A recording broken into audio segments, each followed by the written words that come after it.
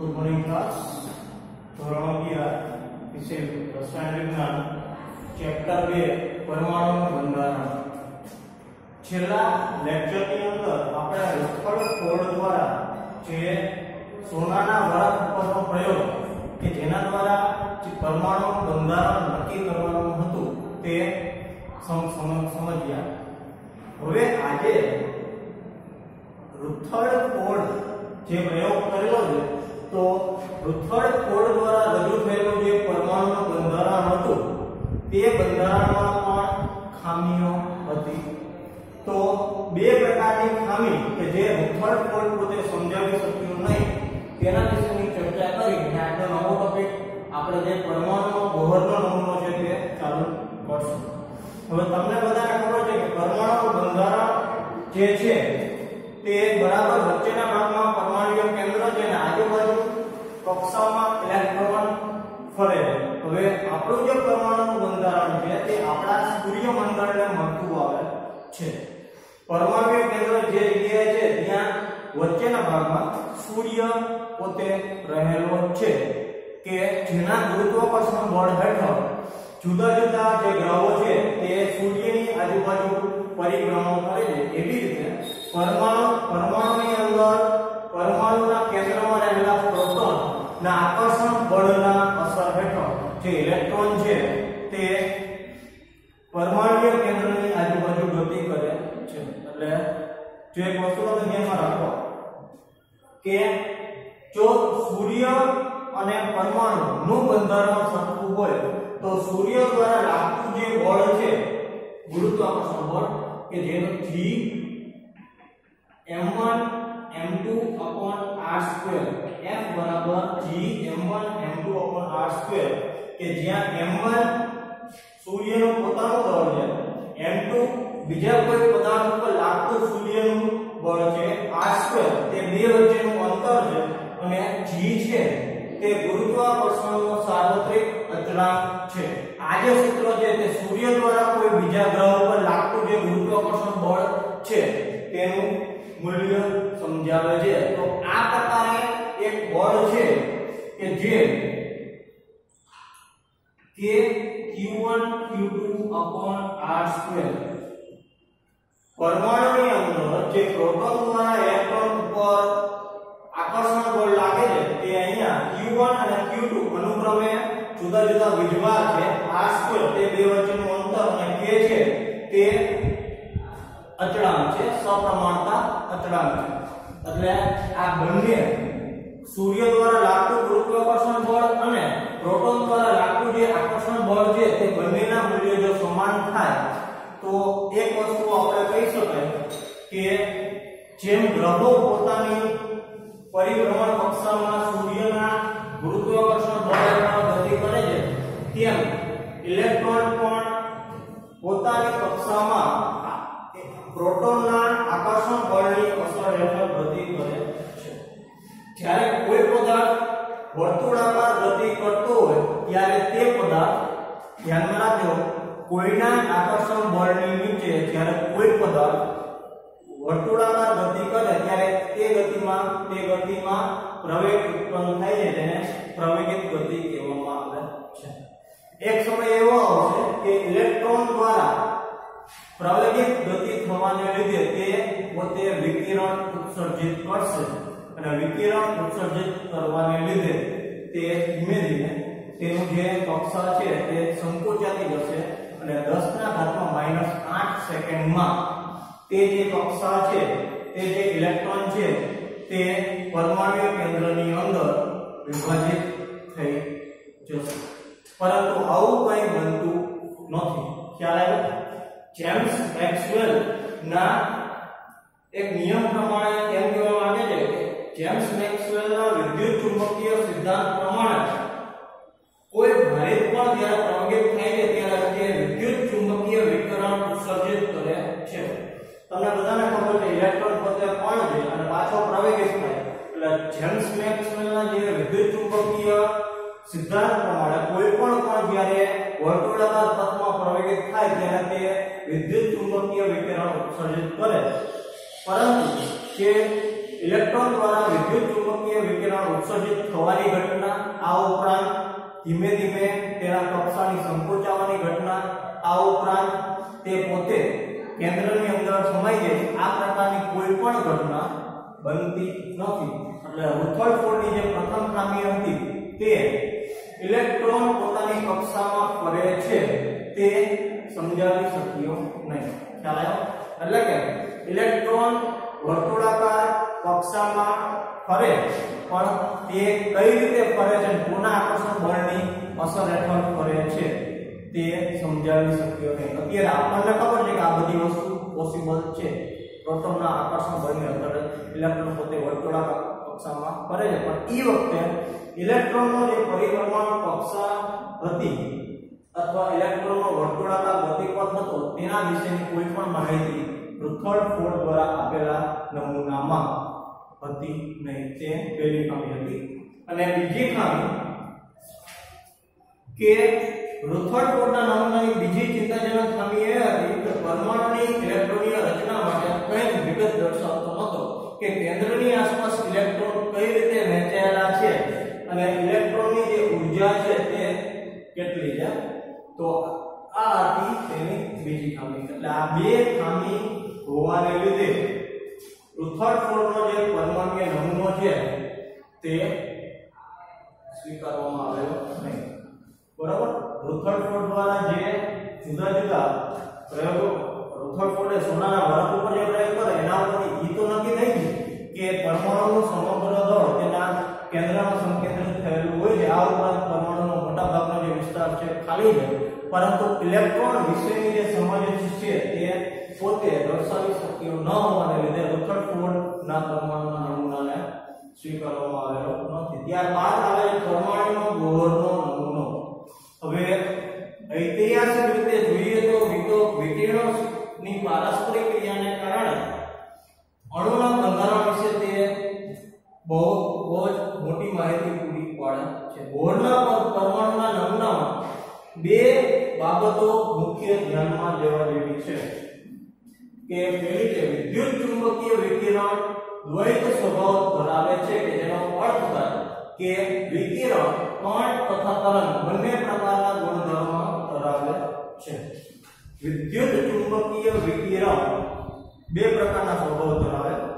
તે કણ અવસ્થામાં પણ હોય અને તે તરંગ અવસ્થામાં પણ હોય, કે જે બોહરના નમૂના પ્રમાણે પહેલી બાબત છે. બીજી છે કે પરમાણુય વર્ણપટ અંગેના પ્રાયોગિક પરિણામો માત્ર ક્વોન્ટીકૃત ઇલેક્ટ્રોનના શક્તિ સ્તર દ્વારા સમજાવી શકાય.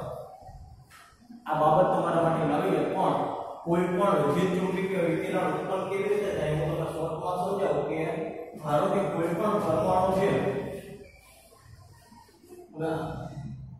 વચ્ચેના ભાગમાં પરમાણુ કેન્દ્ર છે, અહીંયા પહેલી કક્ષામાં ઇલેક્ટ્રોન રહેલો હોય. હવે આ પરમાણુ છે બહારથી આવતી કોઈ પણ ઊર્જા જ્યારે ઇલેક્ટ્રોન પોતે શું કરે તો શોષે, તો જેવી પહેલી કક્ષામાં રહેલો જે ઇલેક્ટ્રોન હશે તેની પાસે એક લિમિટ ઊર્જા હશે. હવે ધારો કે બહારથી આવતી ઊર્જાનું તે શોષણ કરે તો પહેલી કક્ષામાં રહેલી ઊર્જા કરતાં તેની ઊર્જા વધી જાય અને તે પોતે શું કરશે, તરત જ પહેલી કક્ષામાંથી બીજી કક્ષામાં જમ્પ મારશે અને પહેલી કક્ષામાંથી બીજી કક્ષામાં જશે તે દરમિયાન તે પોતે ઊર્જાનું શોષણ કરશે. હવે ફરી પાછો જ્યારે તે બીજી કક્ષામાં આવી ગયો એટલે તરત જ તે પોતે મેળવેલી જેટલી પણ ઊર્જા હશે તે ગુમાવી દેશે અને ફરી પાછો પહેલી કક્ષામાં પાછો કરશે અને પોતાના પાસે પહેલી કક્ષામાં જેટલી ઊર્જા રહેલી હશે તેટલી જ ઊર્જા પોતાની પાસે રાખશે. વધારાની જે ઊર્જાનું શોષણ કર્યું તે જ્યારે ફરી પાછી પોતાની મૂળ સ્થાને આવે ત્યારે તેને વિકિરણ સ્વરૂપે વાતાવરણમાં છોડી દેશે. એટલે આ થઈ ગયું ક્વોન્ટમીકૃત ઇલેક્ટ્રોનના શક્તિ સ્તર દ્વારા પરમાણુય વર્ણપટ અંગેની પ્રાયોગિક માહિતી. ખ્યાલ આવ્યો દરેકને? એટલે જ્યારે ઇલેક્ટ્રોન પોતાની કક્ષામાં પાછો ફરે ત્યારે પોતાના દ્વારા શોષાયેલી જે ઊર્જા છે તે વિકિરણ સ્વરૂપે વાતાવરણમાં છોડી દે અને તે વાતાવરણમાં છોડેલી જે વિકિરણ સ્વરૂપે ઊર્જા છે તેનો જે રંગ હશે તેને તે પરમાણુય વર્ણપટ કહેવામાં આવે છે. સમજાયું? એટલે આ બે બાબત છે પરમાણુ ગોળના નમૂનામાં સમજાવેલી છે. હવે વિદ્યુત ચુંબકીય વિકિરણ બે પ્રકારના સ્વભાવ ધરાવે કોણ અને કરંટ. એમાં પ્રથમ જે વિદ્યુત ચુંબકીય વિકિરણનો તરંગ સ્વભાવ છે તે હવે આપણે જોવાનો છે. જેમ્સ મેક્સવેલ સૌપ્રથમ વૈજ્ઞાનિક હતો કે જેણે વિદ્યુતીય અને ચુંબકીય ક્ષેત્રની વર્તણૂક અંગેની સમજણ આપેલી હતી. બરાબર. જેમ્સ મેક્સવેલ દ્વારા જુદા જુદા પ્રયોગો થયા અને તેણે પોતે કીધું કે વિદ્યુત ચુંબકીય વિકિરણ બંને પ્રકારના ગુણધર્મો ધરાવે છે, પરંતુ જે તેણે સૂચવ્યું કે વિદ્યુતીય રીતે ભારિત કણો પ્રવેગ હેઠળ ઘૂમે છે ત્યારે એકાંતરીય વિદ્યુતીય અને ચુંબકીય ક્ષેત્ર ઉત્પન્ન થાય છે, પારગમિક થાય છે, જેને વિદ્યુત ચુંબકીય તરંગો કહેવામાં આવે છે. અહીંયા વિદ્યુત ભારિત કણો, તો વિદ્યુત ભારિત કણો તરીકે તમે ઇલેક્ટ્રોનને પણ લઈ શકો. તે પણ એક કણ છે. તે પણ પ્રોટોનના આકર્ષણ બળની અસર હેઠળ વર્તુળાકાર ગતિ કરે છે.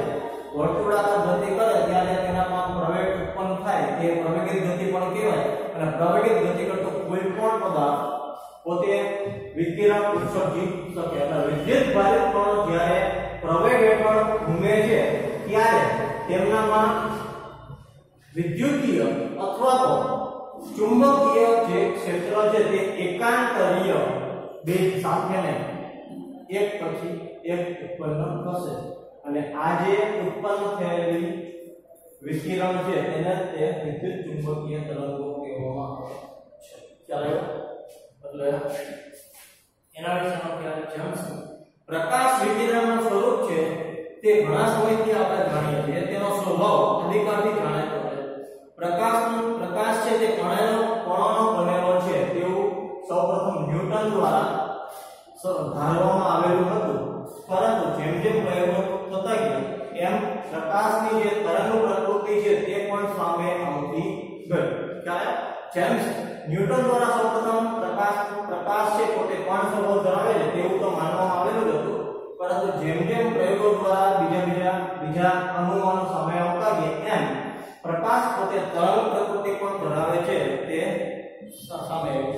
મેક્સવેલે ફરી સૌપ્રથમ જેણે સૂચવ્યું કે પ્રકાશના તરંગો આંદોલન કરતા હોય ત્યારે વિદ્યુતીય અને ચુંબકીય લાક્ષણિકતાઓ સાથે સંકળાયેલા હોય છે. આ ઉપરાંત તરંગની ગતિ ઘણી જટિલ હોવાથી આપણે તેના જે ગુણધર્મો છે તેને સૌપ્રથમ સમજવાનો પ્રયત્ન કરીએ.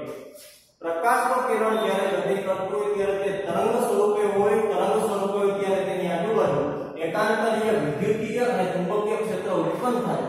હવે તેને આપણે આપેલી ચાર બાબતો ઉપરથી સમજવાનો પ્રયત્ન કરવાનો છે. બરાબર. આંદોલન કરતા ભારવાળા કણો દ્વારા ઉત્પાદિત આંદોલનીય વિદ્યુતીય અને ચુંબકીય ક્ષેત્ર એકબીજાને લંબ હોય છે. તે તરંગના સંચરણની દિશાને પણ લંબ હોય છે. તમારી ટેક્સ્ટબુકમાં પેજ નંબર 34 ઉપર આપેલું કે કોઈ પણ વિદ્યુત ભારિત કણ જ્યારે ગતિ કરતો હશે ત્યારે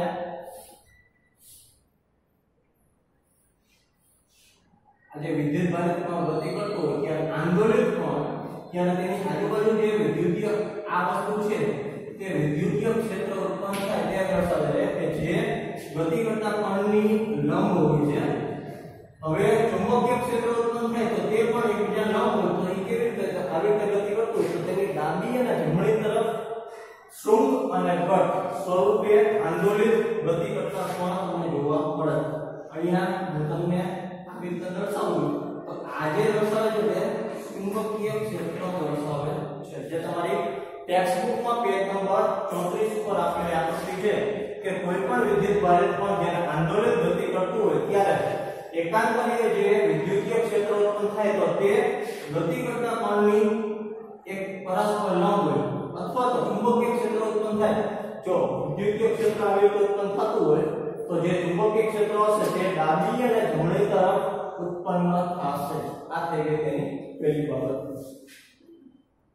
હવે તેના સંચરણની દિશાને પણ લંબ હોય છે. સંચરણ એટલે જે દિશામાં ગતિ કરતી હોય તેને પણ તે લંબ હોય.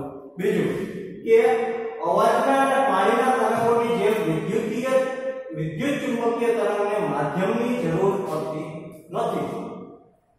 વિદ્યુત ચુંબકીય તરંગો છે જેમ કે હવાને આપણે બોલીએ તો કોઈ બીજો વ્યક્તિ સાંભળે તો આપણા અવાજને ધ્વનિ તરંગ હોય તો એને પસાર થવા માટે માધ્યમની જરૂર પડે. તો જે પ્રકાશના તરંગો છે, વિદ્યુત ચુંબકીય તરંગો છે, તેને પસાર થવા માટે પાણી કે હવા કોઈ પણ માધ્યમની જરૂર પડતી નથી. શૂન્યાવકાશમાં પણ તે ગતિ કરી શકે છે. એનું ઉદાહરણ છે શૂન્યમાંથી આવતા પ્રકાશના કિરણો. બીજું છે વિદ્યુત ચુંબકીય તરંગો ઘણા પ્રકારના હોય છે જેની તરંગલંબાઈ અથવા આવૃત્તિ એકબીજાથી અલગ પડે છે, જેને વિદ્યુત ચુંબકીય વર્ણપટ કહેવામાં આવે છે. વર્ણપટના જુદા જુદા ભાગોને જુદા જુદા નામથી ઓળખવામાં આવે છે. હવે આના માટે હું તમને ઉદાહરણ આપું તો મેઘ ધનુષ્યની અંદર તમને ટોટલ 7 પ્રકારના કલર જોવા મળે છે. જાની વાલી કિનારા સાથે 7 કલર તમને જુદા જુદા જોવા મળે તો સાથે 7 કલરના જે પ્રકાશ હશે તે દરેકનો વેગ અલગ હશે, દરેકની તરંગલંબાઈ અલગ હશે અને દરેકની જે આવૃત્તિ છે તે પણ અલગ હશે. હવે એક જ શૂન્યાવકાશમાં બધાની એક સાથે ગતિ કરવામાં આવે ને તો બધાનો જે વેગ હોય એ અલગ અલગ જોવા મળે. ખ્યાલ આવ્યો? તો મેઘ ધનુષ્ય ઉપરથી તમને ખ્યાલ આવી જશે કે જુદા જુદા તરંગો હોય તે જુદા જુદા પ્રકારના હોય અને દરેક તરંગની તરંગલંબાઈ અને આવૃત્તિ છે તે અલગ અલગ હોય છે. આ પ્રકારના જે વિદ્યુત ચુંબકીય તરંગો જુદા જુદા હોય તેને વિદ્યુત ચુંબકીય વર્ણપટ કહેવામાં આવે છે. થોડા ઉદાહરણ આપેલા છે કે જેના દ્વારા તમને ખ્યાલ આવશે. રેડિયો આવૃત્તિ ક્ષેત્ર 10⁶ હર્ટ્ઝ. આપણે રેડિયો આકાશવાણી સાંભળીએ છીએ તેમાં પણ ધ્વનિ તરંગો આપણે ઉપયોગમાં લઈએ છીએ કે રેડિયો દ્વારા તેનું કેપ્ચર થઈ અને આપણે તેને સાંભળી શકીએ છીએ. તો એની જે તરંગની આવૃત્તિ હશે તે 10⁶ હર્ટ્ઝ. આ ઉપરાંત સૂક્ષ્મ તરંગ ક્ષેત્રનો ઉપયોગ રડાર માટે, પારદર્શક ક્ષેત્રનો ઉપયોગ ગરમ કોઈ પણ વસ્તુને ગરમ કરવા માટે પારદર્શક ક્ષેત્રમાં 10⁻13 હર્ટ્ઝ અને સૂક્ષ્મ તરંગ રડાર માટે 10⁻10 હર્ટ્ઝનો ઉપયોગ થાય છે. આ ઉપરાંત અલ્ટ્રાવાયોલેટ પારજામની જે તરંગો છે, સૂર્યમાંથી આવતા પ્રકાશના કિરણો 10⁻16 હર્ટ્ઝ કે જેનો ઉપયોગ આપણે કરી શકીએ છીએ. સામાન્ય રીતે સૂર્યમાંથી આવતા જે કિરણો છે જેને જોઈ શકે તેને દ્રશ્યમાન પ્રકાશ કહેવામાં આવે છે. પરંતુ એવા પણ કિરણો છે કે જેને જોઈ શકાતા નથી. તો અમુક પ્રકારના વિશિષ્ટ સાધનો દ્રશ્યમાન ના હોય તેવા સૂર્યના કિરણોને જોવા માટે વિશિષ્ટ પ્રકારના સાધનોનો ઉપયોગ થાય છે. તો આ થઈ ગયા ઉદાહરણ કે જે જુદી જુદી તરંગલંબાઈ અને જુદી જુદી આવૃત્તિ ધરાવે છે અને દરેક જગ્યાએ તેનો ઉપયોગ થાય છે. બરાબર? આકાશવાણીનું માધ્યમ, પ્લેનની અંદર રડાર હોય તો રડારનું માધ્યમ, આ ઉપરાંત તમને સૂર્યમાંથી આવતા જે પારજાંબલી, પારક અને દ્રશ્યમાન ત્રણેય પ્રકારના જે કિરણો છે તે પણ રેડિયોએક્ટિવ વિદ્યુત ચુંબકીય તરંગો જ છે. તો ત્રણેયની આવૃત્તિ તરંગલંબાઈ જુદી જુદી હશે. વિદ્યુત ચુંબકીય વિકિરણને રજૂ કરવા માટે જુદા જુદા એકમોની જરૂર પડે છે. આ વિકિરણની લાક્ષણિકતા આવૃત્તિ અને તરંગલંબાઈ દ્વારા નક્કી કરી શકાય છે.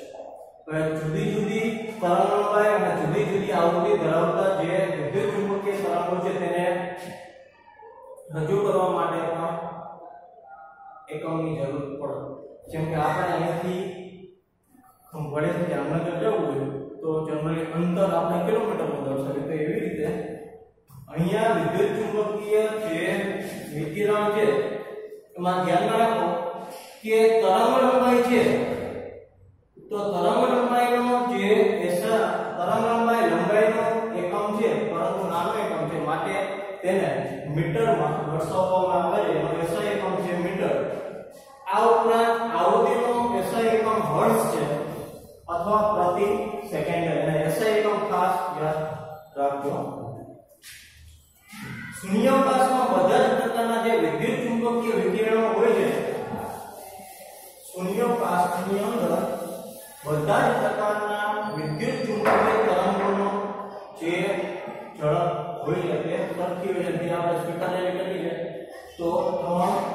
ગુણ્યા 10 ની ઘાતમાં 8 મીટર પ્રતિ સેકન્ડ. શૂન્યાવકાશમાં દરેક પ્રકારના વિદ્યુત ચુંબકીય તરંગો ગતિ કરે છે અને તેની સ્વીકારાયેલ જે મૂલ્ય છે તે 3 ગુણ્યા 10 ની 8 પર મીટર પ્રતિ સેકન્ડ અથવા 1 સેકન્ડમાં 3 લાખ કિલોમીટર જેટલું અંતર કાપે છે. હવે જે પ્રકાશની ગતિ છે તે પ્રકાશની ગતિને c દ્વારા દર્શાવવામાં આવેલું છે સ્મોલ c. અને હવે આવૃત્તિ તરંગલંબાઈ અને પ્રકાશની ગતિને અનુલક્ષીને c બરાબર લેમ્બડા ઇન્ટુ f. આ સૂત્ર તમારે યાદ રાખવાનું છે કે જેનો ઉપયોગ કરી હવે આપણે પછીના ઉદાહરણ કરવાના છે કે જ્યાં c તે પ્રકાશની ગતિ છે તેની સંજ્ઞા છે, લેમ્બડા તરંગલંબાઈ છે, f આવૃત્તિ છે. બીજી એક સામાન્ય રાશિ એક અસ્તિત્વમાં આવેલી છે. આ પ્રકારની રાશિ છે કે જેની તરંગલંબાઈ શોધવા માટે સ્પેક્ટ્રોમીટર નામના સાધનનો ઉપયોગ થાય છે. એક બીજી રાશિ વિકસાવવામાં આવેલી છે જે તરંગ સંખ્યા છે એકમ લંબાઈમાં રહેલા તરંગની સંખ્યા જેને તરંગ લંબાઈ કહેવામાં આવે છે કે જેનો SI એકમ મીટર ઇન્વર્સ છે. એટલે આટલી બાબત તમારે જે વિદ્યુત ચુંબકીય વિકિરણો